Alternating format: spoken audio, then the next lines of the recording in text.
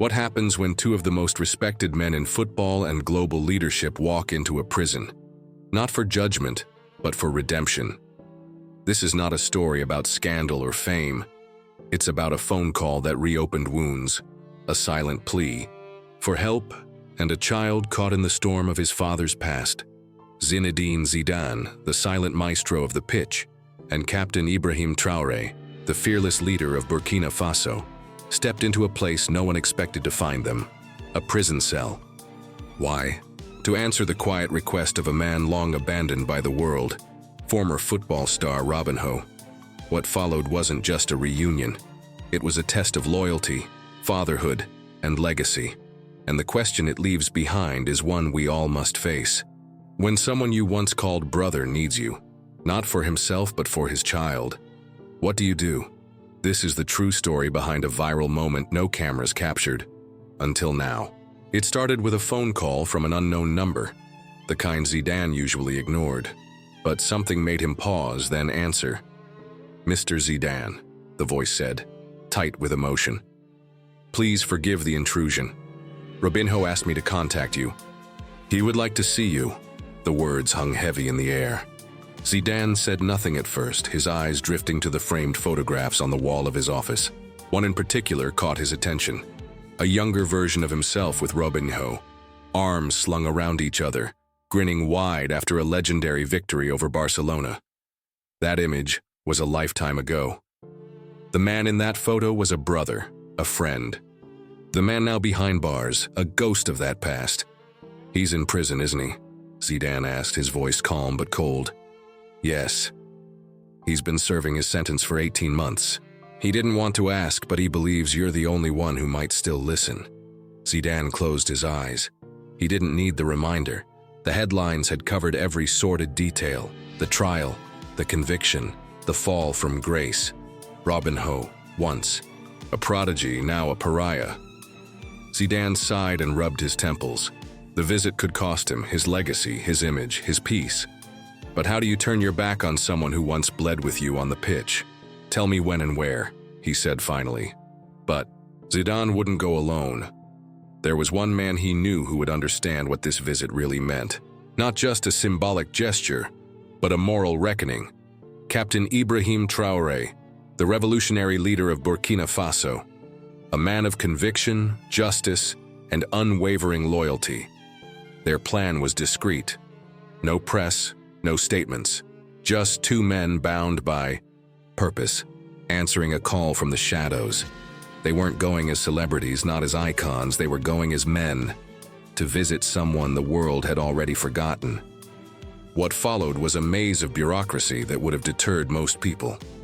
But Zidane was committed now, and this visit had to remain a secret. He contacted Robinho's lawyer again to initiate the formalities. Every request had to be justified. Every form had to be signed, approved, counter-approved.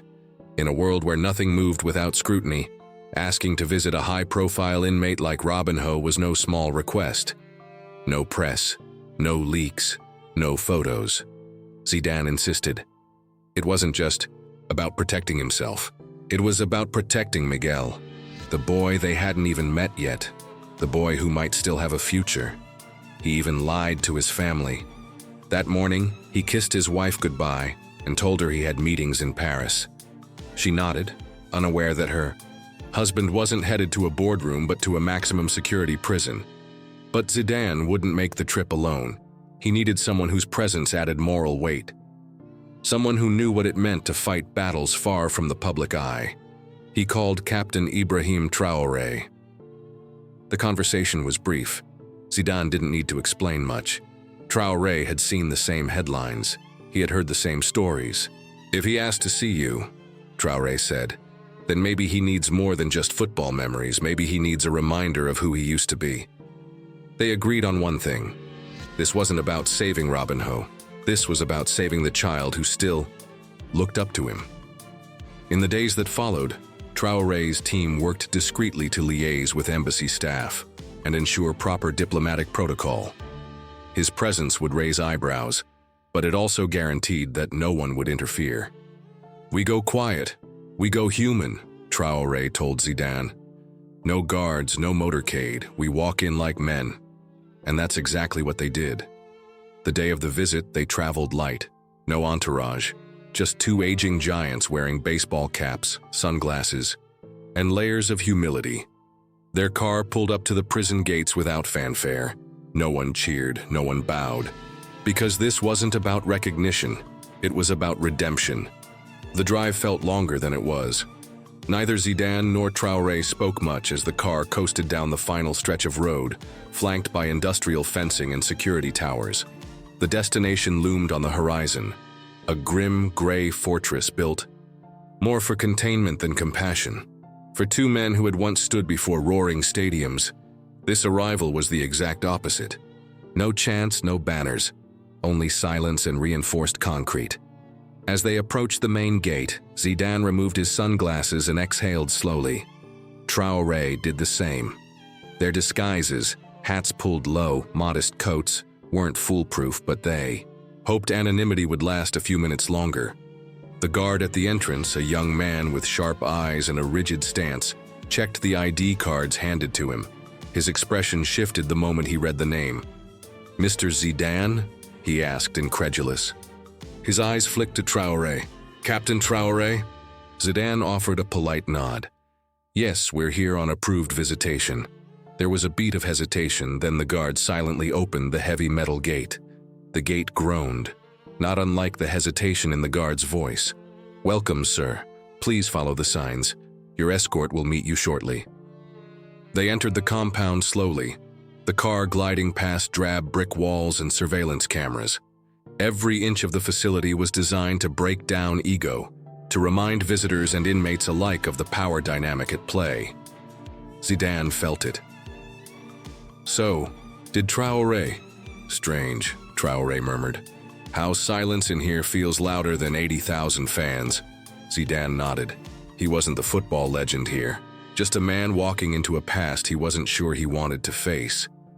At the final checkpoint, a prison officer stepped forward, clipboard in hand. "You're clear to proceed. Visitation room 3. Follow me." As they walked, the sound of slamming doors echoed behind them. This was it.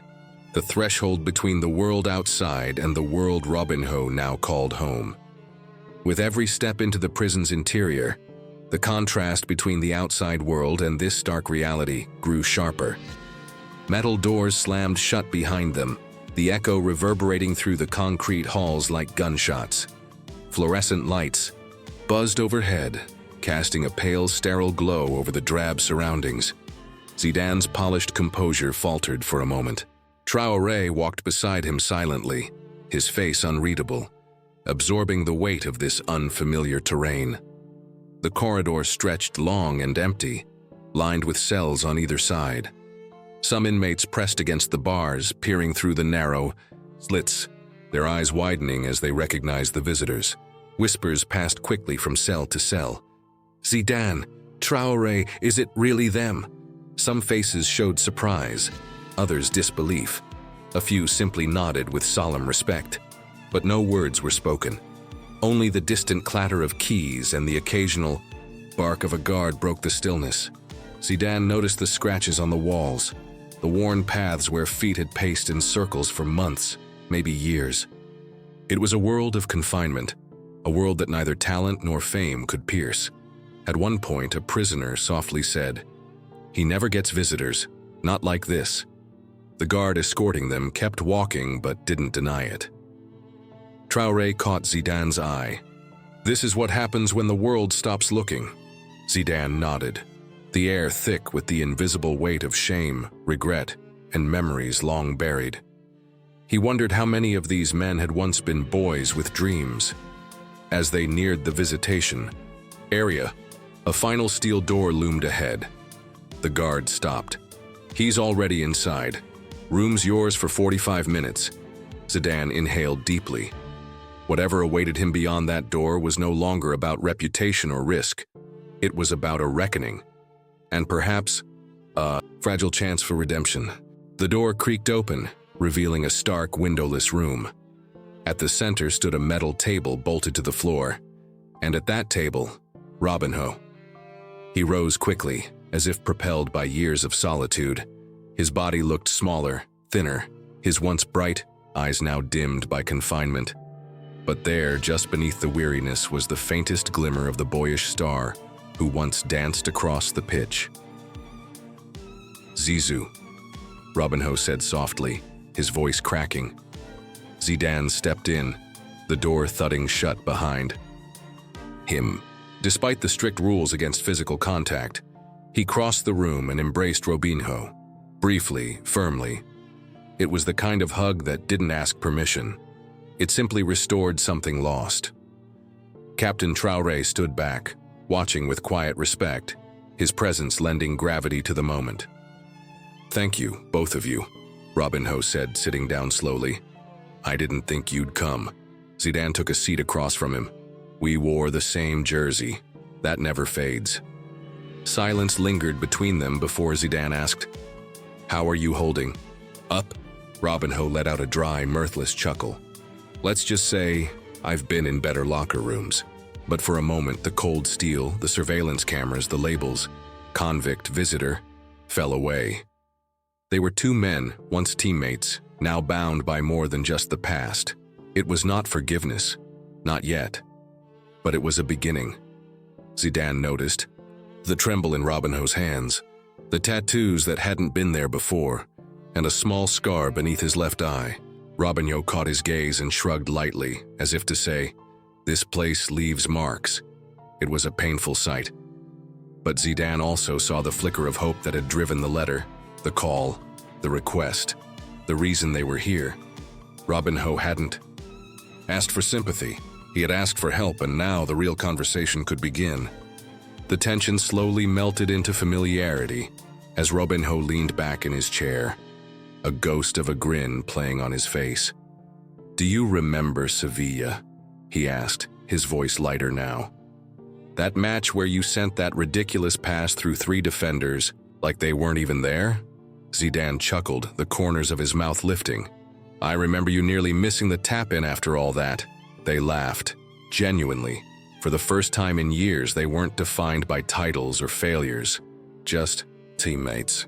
Just men who'd once shared locker rooms and league titles. Traoré observed quietly, his hands folded, taking in the shift. The atmosphere had softened. The prison walls remained, but inside this room, something human had taken root. They spoke of old pranks, like when Robinho hid Zidane's boots before El Clásico, of training sessions where competition and joy blurred into one, of nights after victories when exhaustion tasted like triumph. Zidane was surprised by how closely Robinho followed the sport. "You're still watching?"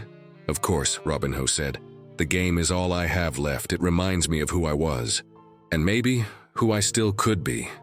There was honesty in that, and vulnerability. "I catch the highlights, the interviews, even the U17 tournaments," Robinho continued. "You know what I miss the most? The sound. The way a stadium roars when something beautiful happens. It's like music. You never forget it." Zidane nodded. He knew that sound. He carried it in his bones. "But here," Robinho added, his voice lowering, "all I hear is silence. And sometimes, that's the loudest sound of all." For a moment, no one spoke. The laughter had done its job, lifting the weight, if only briefly. But now, they were ready. Ready to face the reason Zidane and Traoré had come. Because beyond the memories, there was a plea, and it couldn't be ignored any longer. The room quieted again, this time with a weight that even laughter couldn't lift. Robinho looked down, his fingers tracing invisible lines on the cold metal table.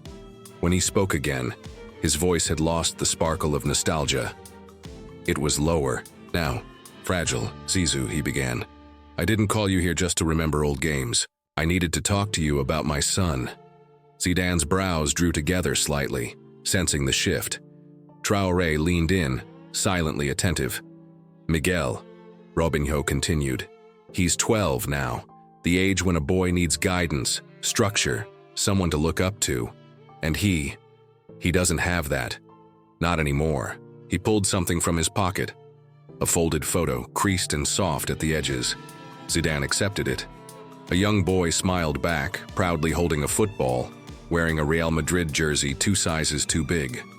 "He's got talent," Robinho said, eyes shimmering. "Real talent, not just proud dad talk. Coaches say it too, but since I've been in here, he's drifting.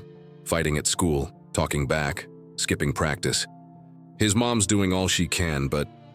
He trailed off, shaking his head. "I'm supposed to be the one guiding him, and I can't even hug him goodnight." The pain in his voice was raw, unfiltered. It wasn't about reputation now. It was about fatherhood. About the fear that his mistakes were becoming Miguel's future. "Every night," Robinho said quietly, "I lie awake wondering, what if he turns into me, not the player? The man who made all the wrong choices." Zidane looked at the photo again. There was something in the boy's eyes. Something that looked too much like burden for someone so young. "He needs a mentor," Robinho said, locking eyes with Zidane. "And not just anyone. He needs someone he can admire, someone who won't disappear." The room was still. Outside the walls, the world kept turning. Inside, a father asked for more than forgiveness. He asked for a future. Zidane set the photo gently on the table, his fingers lingering for a moment. There was so much he wanted to say, but the words didn't come easily. It wasn't pity he felt. It was something deeper, a sense of responsibility he hadn't expected. Robinho exhaled slowly. "I know what I'm about to ask is unfair," he began. "And if you say no, I'll understand." Zidane didn't interrupt. He waited. "I want you to be there for Miguel," Robinho said, his voice barely above a whisper. "Not as his father. He has one, broken as I may be. But as a mentor, a guide, someone he can look to when the world tries to tell him who he's not." The silence that followed was deafening. Robinho continued, rushing now, as if afraid that hesitation would cost him the chance. "You don't have to do much. Just be present. Watch a match. Send a message. Let him know that someone like you sees value in someone like him." Zidane's expression didn't change, but the storm behind his eyes was unmistakable. Traoré watched him carefully, then spoke for the first time in a while. "Sometimes," he said, "a child doesn't need a savior. Just someone who chooses to show up." Robinho nodded, grateful for the assist. "You don't owe me this, Zizou. You owe nothing to the man I became. But if there's still anything left of the brotherhood we had, give that to Miguel." Zidane took a long breath. He was a man who had learned to make decisions under pressure. But this wasn't a World Cup final. This was life, raw and unfiltered. He didn't answer right away, because the answer, if it came, would mean something.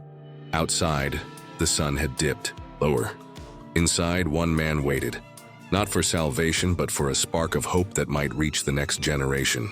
The drive back from the prison was quiet. Zidane and Traoré sat side by side, each absorbed in thought as the city lights blurred past the windows. Zidane still clutched the photo Robinho had given him. He hadn't said yes. He hadn't said no.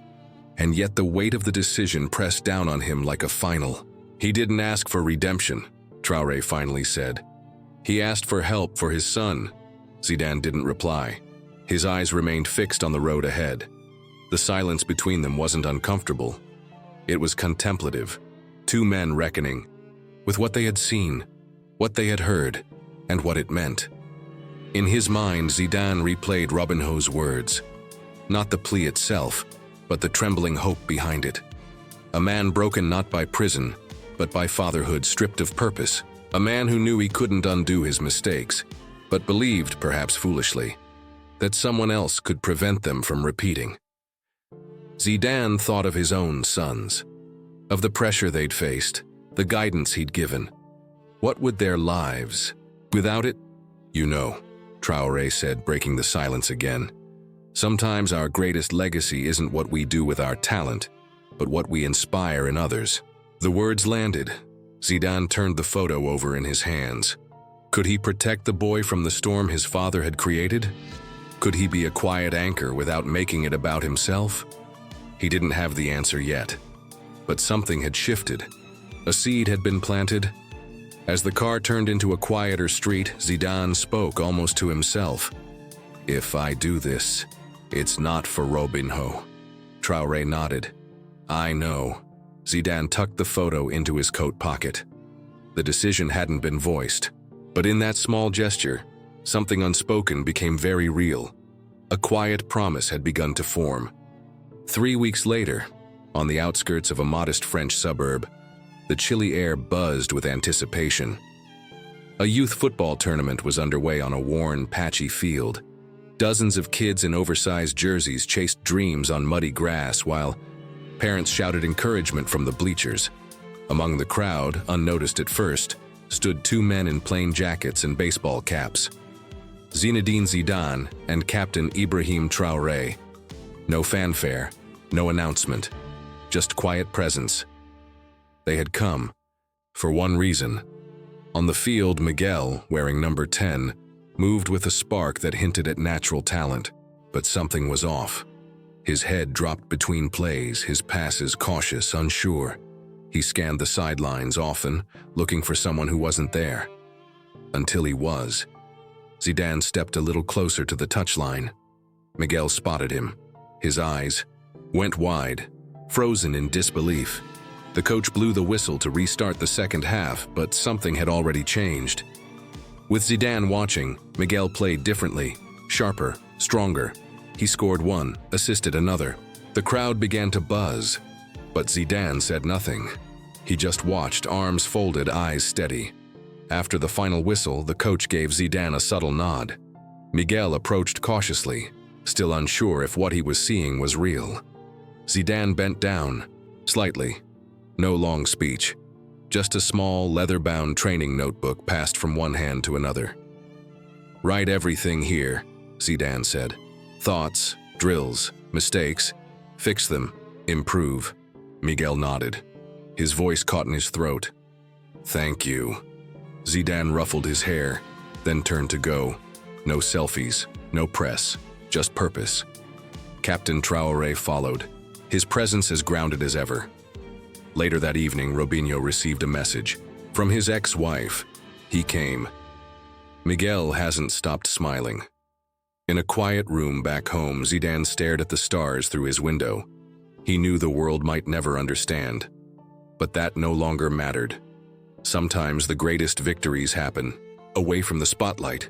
Sometimes they begin with a silent promise kept. Not all heroes wear jerseys, and not all acts of greatness happen under stadium lights.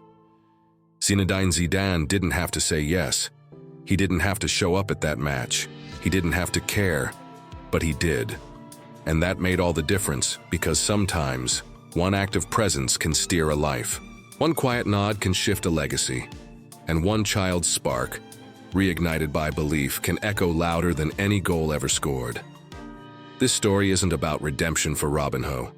It's about the courage to believe that broken men can still raise strong. Zulnas, it's about Ibrahy Trari showing the world that leadership is not about posture, but presence. And it's about you, watching this right now, realizing that maybe the most important thing you'll do today is show up. If this story moved you, share it. Let others feel it too. Because sometimes the smallest light breaks the darkest silence. And in that silence, a promise was kept.